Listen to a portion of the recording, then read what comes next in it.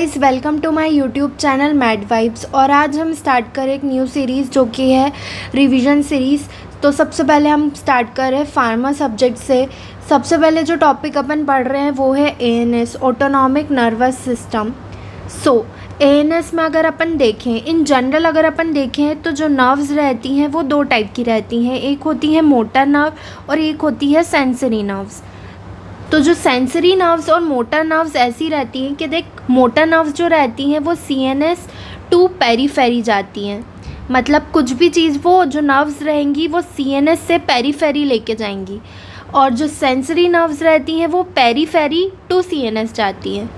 ये कॉन्सेप्ट बहुत इंपॉर्टेंट है, आप इसको समझिए कि नर्व्स हैं वो दो टाइप की रहती है अपनी बॉडी में। एक होती है मोटर नर्व और एक होती है सेंसरी नर्व्स।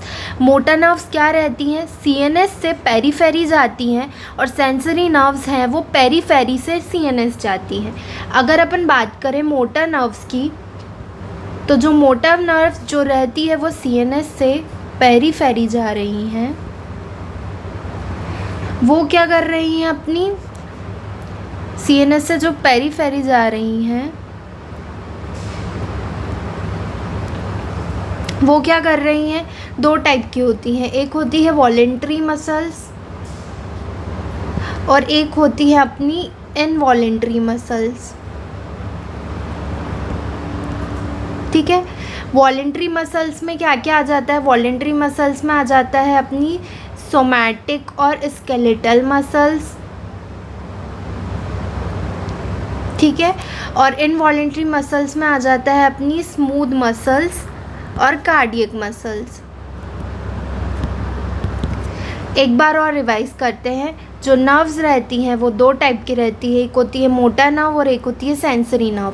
जो मोटर नर्व रहती है वो सीएनएस से पेरीफेरी जाती है और जो सेंसरी नर्व रहती है वो पेरीफेरी से सीएनएस जाती है। मोटर नर्व्स की अगर अपन बात करें तो वो क्या होती है, सीएनएस टू पेरीफेरी जाने वाली। ये दो टाइप की होती है, मतलब दो तरह की मसल्स को सप्लाई करती हैं अपनी मोटर नर्व्स। एक होती है वॉलेंट्री मसल्स और एक होती है इनवॉलेंट्री मसल्स। वॉलेंट्री मसल्स में क्या आ जाता है, अपनी सोमैटिक और स्केलेटल मसल्स, और इनवॉलेंट्री मसल्स में आ जाता है स्मूथ मसल्स और कार्डियक मसल्स। अगर अपन बात करें वॉलेंट्री मसल्स की, तो वॉलेंट्री मसल्स में क्या आ जाता है, अपना सोमैटिक और स्केलेटल मसल्स। तो इस सिस्टम को, इस नर्वस सिस्टम को क्या बोलते हैं, somatic nervous system. Somatic nervous system. ठीक है, अब सोमैटिक नर्वस सिस्टम की अगर अपन बात करें तो इसमें क्या हो गई, नर्व हो गई, ठीक है, और ये हो गई मसल्स, और इनके बीच का जो जंक्शन रहता है उसको अपन बोलते हैं न्यूरोमस्कुलर जंक्शन। क्या बोलते हैं अपन, न्यूरोमस्कुलर जंक्शन, न्यूरोमस्कुलर जंक्शन। ठीक है, नर्व्स जो हैं उसके उधर क्या प्रेजेंट रहते हैं, अपने न्यूरोट्रांसमीटर। एंडिंग में क्या प्रेजेंट रहते हैं, न्यूरोट्रांसमीटर्स।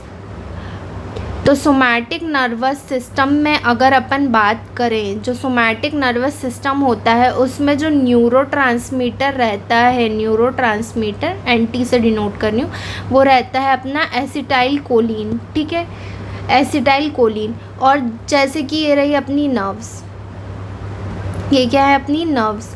ठीक है, यहाँ पे प्रेजेंट रहता है एसिटाइल कोलिन स्टोर। ठीक है, ये क्या है, न्यूरोट्रांसमीटर है एसिटाइल कोलिन। और ये क्या है, अपनी मसल्स। मसल्स में प्रेजेंट रहता है रिसेप्टर। ठीक है, तो मसल पे जो रिसेप्टर प्रेजेंट रहता है वो क्या है, एनएम रिसेप्टर प्रेजेंट है। ठीक है, neuromuscular receptor, NM receptor present है अपनी मसल पे। तो नर्व्स से जो न्यूरोट्रांसमीटर रिलीज़ होता है वो इस रिसेप्टर पे बाइंड करता है और फिर एक्शन अपने प्रोड्यूस होते हैं। ठीक है, अगर अपन इस एनएम रिसेप्टर को क्या कर दें, इनहिबिट कर दें, ब्लॉक कर दें, तो जो एक्शन है वो नहीं होगा। तो ग्रुप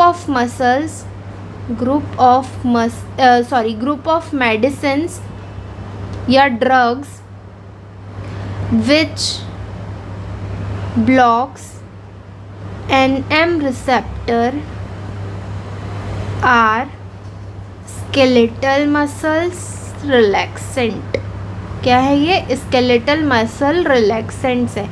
स्केलेटल मसल रिलैक्सेंट के जो अगर अपन बात करें सफिक्स की, तो उसमें दो चीज़ें प्रेजेंट रहती है। एक तो रहता है क्यूरियम, मतलब किसी भी वर्ड मेडिसिन ड्रग के पीछे क्यूरियम या क्यूरोनियम लिखा है, वो क्या है? मसल रिलैक्सेंट है, स्केलेटल मसल रिलैक्सेंट। एग्जाम्पल है इसका एट्राक्यूरियम और पेनक्यूरोनियम। क्या है? एट्राक्यूरियम और पेनक्यूरोनियम। ठीक है, तो ये अपन ने किसकी बात की? ये अपन ने बात की है अपने सोमैटिक स्केलेटल सिस्टम की। सोमैटिक स्केलेटल नर्वस सिस्टम, मतलब सोमैटिक और स्केलेटल जो मसल्स हैं उसको जो नर्व सप्लाई कर रही हैं, उन नर्व का सिस्टम को बोल रहे हैं सोमैटिक नर्वस सिस्टम। इसमें क्या होता है? नर्व्स होती हैं, मसल्स होती हैं, इनके बीच में होता है न्यूरोमस्कुलर जंक्शन। ठीक है, neuromuscular junction. Neuromuscular junction nerves में क्या होता है? नर्व के उसमें प्रेजेंट रहता है एंडिंग्स में न्यूरोट्रांसमीटर, जो कि एक्ट करता है एनएम रिसेप्टर पे, जो कि मसल्स में प्रेजेंट रहता है। ठीक है, और जो ग्रुप ऑफ मेडिसिन और drugs which blocks the receptors, NM receptor को जो ब्लॉक करती है उनको अपन बोलते हैं स्केलेटल मसल रिलैक्सेंट। इसके सफिक्स में आ जाता है अपना क्यूरियम एंड क्यूरोनियम, जैसे कि एट्राक्यूरियम, पेनक्यूरोनियम। ठीक है, अगर अपन अब बात करें, ये अपन ने पूरी बात कर ली अपनी वॉलेंट्री मसल्स की, तो सबसे पहले मोटर नर्व्स जो रहती हैं, जो कि सीएनएस से पेरीफेरी जाती हैं, वो अपनी दो मसल्स को सप्लाई करती हैं, वॉलेंट्री मसल्स को और इनवॉलेंट्री मसल्स को।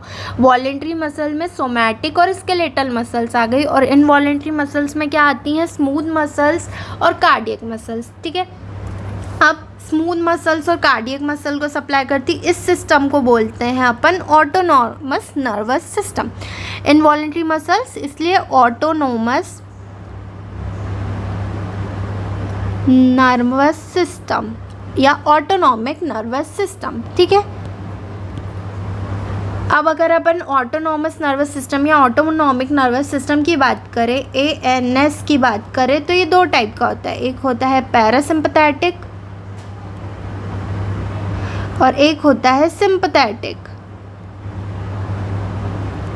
ठीक है, पैरासिम्पैथेटिक और सिंपैथेटिक अगर अपन अब देखें इसको अच्छे से, तो जो अपना एएनएस है वो दो टाइप का होता है। एक होता है अपना पैरासिम्पैथेटिक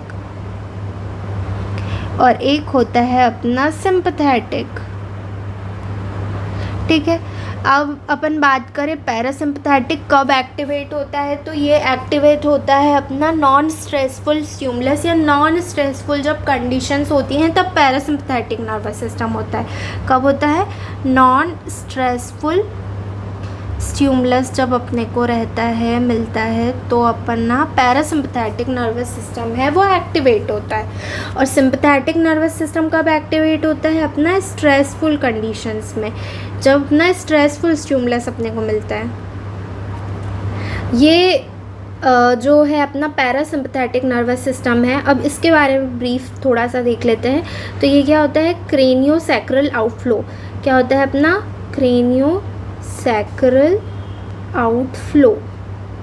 इसमें क्या होता है अपना? क्रेनियोसैक्रल आउटफ्लो होता है। जो क्रेनियल नर्व्स हैं वो कौन कौन सी क्रेनियल नर्व्स हैं यहाँ पे? Cranial number 3, 7, 9 and 10। क्या है? Cranial nerve number 3, 7, 9 and 10। तो कौन कौन सी क्रेनियल नंबर 3 क्या होती है? क्रेनियल नंबर 3 होती है अपनी ऑक्यूलोमोटर। क्रेनियल नंबर 7 होती है अपनी फेशियल।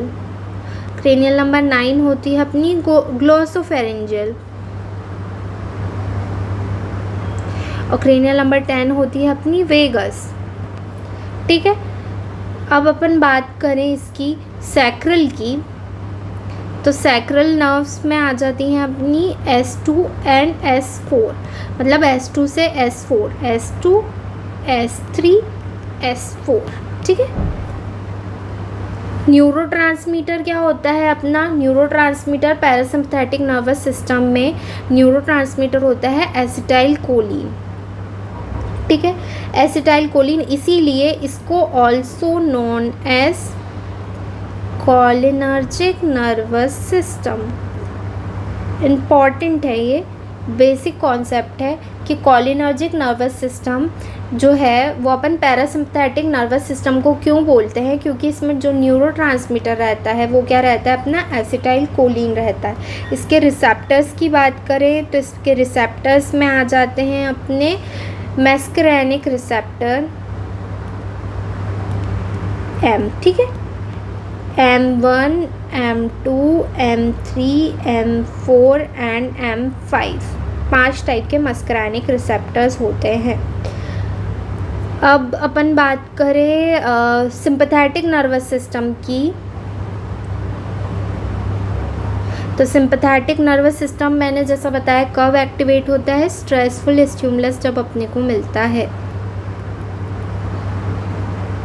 स्ट्रेसफुल स्टिमुलस अपने को मिलता है। इसका जो आउटफ्लो रहता है वो कैसा रहता है? थोरैकोलम्बर आउटफ्लो।